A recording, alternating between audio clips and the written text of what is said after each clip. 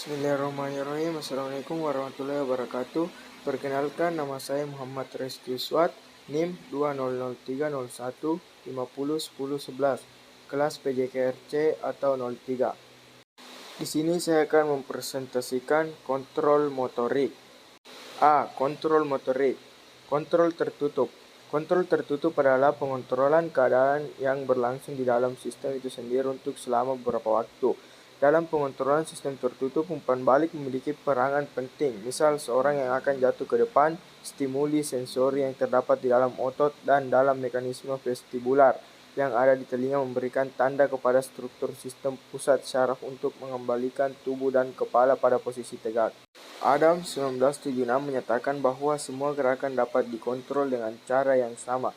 Umpan balik dari gerakan yang sedang dilakukan dibandingkan dengan gambaran sensori berdasarkan gerakan yang dilakukan pada masa lalu, yang disimpan dalam memori.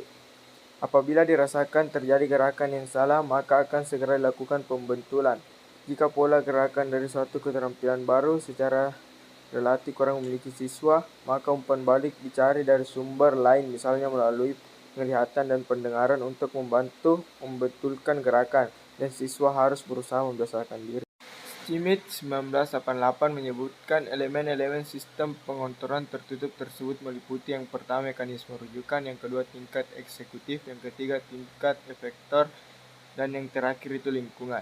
Berdasarkan elemen-elemen yang ada, maka elemen tujuan merupakan elemen pertama yang ingin dicapai, dan tujuan merupakan input bagi mekanisme rujukan. Memberikan contoh sistem penghangatan suhu ruangan di dalam rumah bagi daerah yang mengalami musim dingin. Suhu yang dingin adalah 68 derajat Fahrenheit.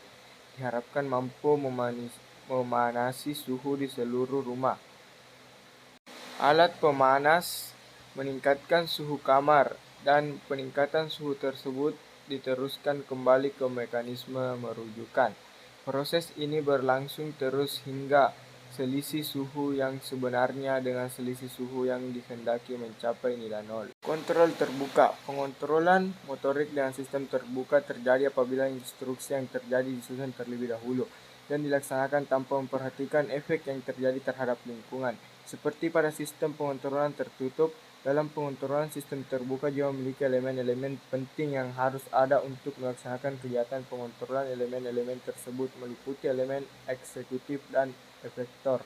Seperti pada sistem tertutup, dalam sistem terbuka elemen eksekutif dan efektor secara langsung berkaitan. Namun dalam sistem terbuka umpan balik dan rujukan tidak ada.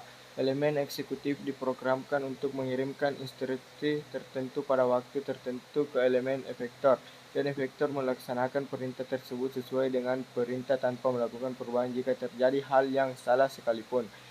Lutan 1988, dari dua macam tanda warna hijau kendaraan boleh berjalan dan warna merah menunjukkan kendaraan harus berhenti.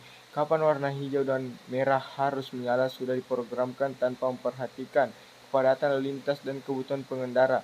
Jika terjadi kemacetan lalu lintas, lampu pengatur lalu lintas tidak dapat menyesuaikan diri dengan kondisi yang dibutuhkan, karena tidak ada umpan balik dari lingkungan yang masuk dalam sistem pengontrolan. Rangkuman. Kontrol tertutup adalah pengontrolan keadaan yang berlangsung di dalam sistem itu sendiri untuk selama beberapa waktu. Dan dalam pengontrolan sistem tertutup, umpan balik memiliki peran penting. Pengontrolan motorik dengan sistem terbuka terjadi apabila instruksi yang terjadi disusun terlebih dahulu dan dilaksanakan tanpa memperhatikan efek yang terjadi terhadap lingkungan. Mungkin hanya itu presentasi yang sempat saya sampaikan, lebih dan kurangnya mohon dimaafkan. Terima kasih. Wassalamualaikum warahmatullahi wabarakatuh.